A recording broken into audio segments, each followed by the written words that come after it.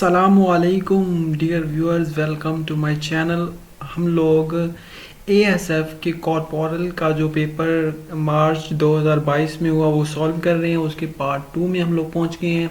Part 1 में हम लोगों ने बड़ी डिटेल के साथ कोई काफ़ी एमसीक्यूज देखे थे। तो एएसएफ का भी असिस्टेंट डायरेक्टर की काफ़ी पोस्टें 17 ग्रेड की आई हुई हैं, तकरीबन 20 के करीब। तो ये नवंबर में ही लास्ट डेट है, प्लीज़ उधर ज़रूर अप्लाई करें। मैं इंशाल्लाह उसके बारे में वीडियो बनाता हूँ। तो अभी स्टार्ट करते हैं। तो सबसे पहला क्वेश्चन था दोस्तों, the police are investigating the mystery here the word investigating is. तो जो वर्ड इन्वेस्टिगेटिंग है वो यहाँ पे क्या है, तो आप थोड़ा सा सेंटेंस पे गौर करें ना, तो खुद ब खुद ही आपको पता चल जाएगा। आपको पता है किसी भी सेंटेंस के बेसिक जो है वो 3 पार्ट होते हैं। नंबर 1 क्या होता है जी, कि जब भी कोई सेंटेंस टेंस से मतलब रिलेट है तो उसका सबसे पहला जो पार्ट होता है वो उसका सब्जेक्ट होता है। जैसे कि द पुलिस आ गई, ओके। आगे उसका होता है, हमेशा इंग्लिश में रूल है कि सब्जेक्ट के बाद उसका वर्ब आता है। अब पुलिस का वर्ब है इन्वेस्टिगेट। इन्वेस्टिगेटिंग क्यों आया, क्योंकि ये कंटिन्यू आर आ गया इधर। तो आगे मिस्ट्री उसका यानी कि ऑब्जेक्ट है। तो सब्जेक्ट वर्ब और ऑब्जेक्ट का कम्बिनेशन होके हमेशा सेंटेंस बनता है। तो सब्जेक्ट वर्ब ऑब्जेक्ट। तो इस जो फिर ये है इन्वेस्टिगेशन, ये आपको पता है यहाँ पे वर्ब है, बहुत ही बेसिक है। तो आगे जो इसका क्वेश्चन था जी वो है change the voice the speaker conclude his speech. तो वो कहता है इसमें आपने ये जो सेंटेंस है, the speaker concluded his speech with the golden word. आप देखें ये वर्ब की सेकंड फॉर्म है। आपको पता है second form past indefinite tense में आती है, क्योंकि थर्ड फॉर्म आगे पास्ट परफेक्ट में, जब सेकंड आगे तो पास्ट इंडेफिनिट टेंस है। तो जो पास्ट इंडेफिनिट टेंस है उसको आपने उसका वॉइस चेंज करना है। क्या करेंगे, जो आपको पता, जब पास्ट में से आप उसका वॉइस चेंज करते हैं तो वो होता है उसके साथ एक तो वाज वर्ड लगता है, और दूसरा ये है कि वो उसके साथ बाई का इस्तेमाल होगा। तो सबसे पहले हमें जो ऑब्जेक्ट है उसको हम क्या बनाएंगे, subject. The speech, his speech लिखा, हिज स्पीच लिख सकते हैं, ये वर्ड द या हिज स्पीच है। तो the speech was concluded by the speaker with golden word. बहुत ही आसान था ये। तो आगे I have not met him since Monday, here the word since. तो सिंस यहाँ पे प्रेपोजिशन है, ये भी आपको पता है, जो ये प्रेपोजिशन ऑफ टाइम है तो ये आपको पता कंटिन्यू टेंस में इस्तेमाल होती है। आगे मूव करते हैं, ये मैंने इसके बारे में नीचे बताया भी हुआ कि ये preposition showing a particular time in past until no Sunday Monday, तो मीन सोमवार से लेकर। तो आगे वर्ड है the term hijacking refer to.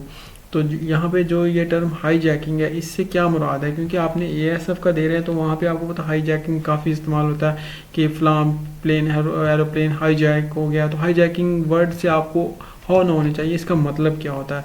तो असल में हाईजैकिंग जनरली जो यूज़ किया जाता है, illegal seizure of a land vehicle, ship और aircraft in transit or its forcible diversion to a new destination against the will of its crew।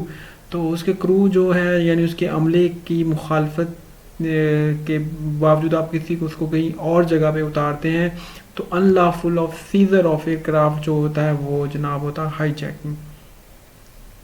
तो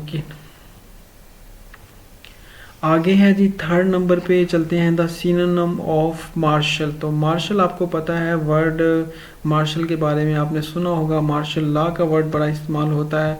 तो आगे मूव करते हैं जी, वर्ड मार्शल इसका मतलब क्या होता है। तो मार्शल आपको पता है कि इसका मतलब होता है जंगजू, यानी जंग लड़ने वाला।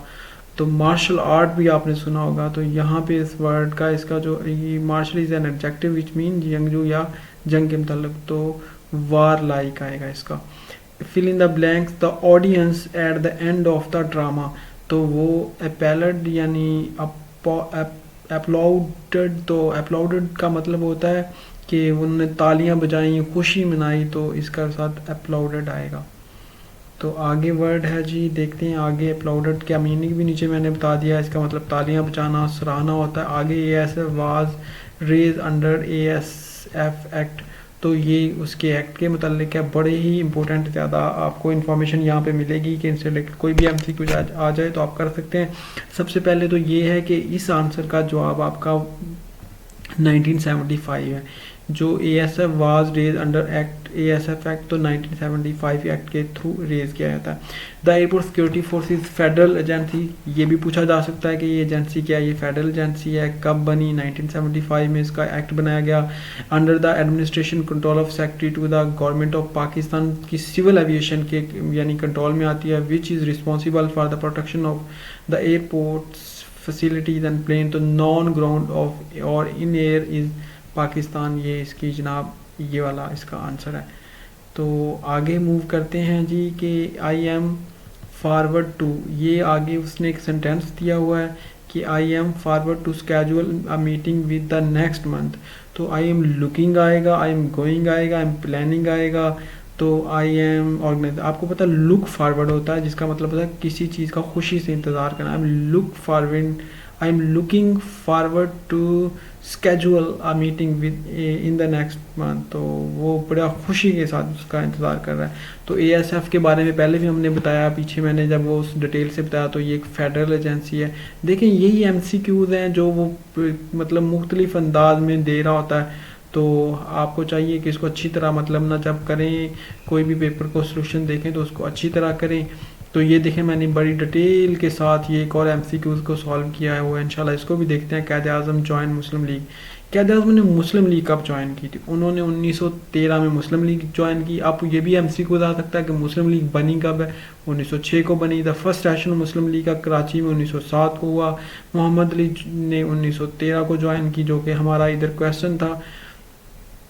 तो एक देखें क्वेश्चन के साथ कितने कितने और क्वेश्चन हैं जो आगे लिंक हो रहे हैं, और यही क्वेश्चन PPSC, FPSC, NTS के मुख्तलिफ पेपरों में आ रहे होते हैं। तो आगे 1927 को the league was divided into 2 function. ये भी इम्पोर्टेंट बात है कि जब सर मोहम्मद शफ़ी और क़ायद आज़म दो मुख्तलिफ लोगों मतलब मुस्लिम लीग के यानी वो सदर बन गए थे, तो तब क्या हुआ था कि 1927 को मुस्लिम लीग 2 हिस्सों में डिवाइड हो गई थी regarding the issue of joint electorate के बारे में। तो he was 37 year old when he join the Muslim League. Quaid Azam की उम्र उस वक्त 37 साल थी। क़ायद आज़म ने मदरजा जालसी पार्टियों में शामिल रहे। Quaid Azam join the following political parties. उन्हें इंडियन नेशनल कांग्रेस को उन्होंने 1906 को मतलब ज्वाइन किया, 1920 को लेफ्ट किया। मुस्लिम लीग को 1913 में ज्वाइन किया। 1947 टिल डेथ वो मुस्लिम लीग के मेंबर रहे और इसके सदर 1934 के बाद बने वो।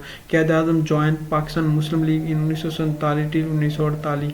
जो पाकिस्तानी मुस्लिम लीग है उसको उन्होंने 1947 से 1948 तक ज्वाइन किया।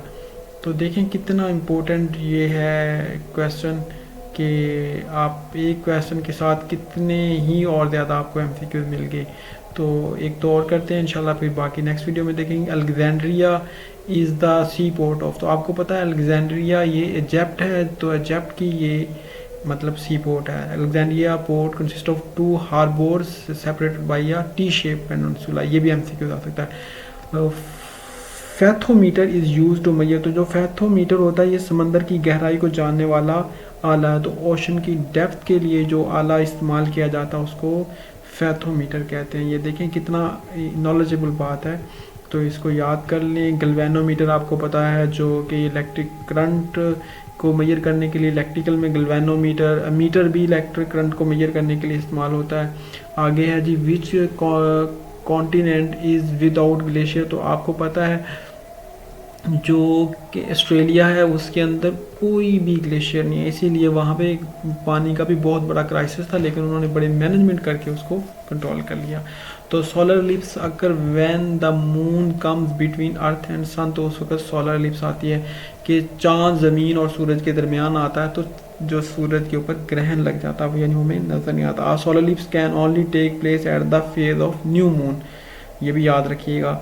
तो ये when the moon phases directly between the sun and the earth its shadow fall upon the earth surface. तो इंशाल्लाह बाकी रिमेनिंग वीडियो में देखेंगे। अपना ख्याल रखें। फी मानिल्लाह, अल्लाह हाफिज़। अगर अभी तक आपने चैनल को सब्सक्राइब नहीं किया प्लीज़ सब्सक्राइब करें, दोस्तों से शेयर करें। Thank you so much. फी मानिल्लाह।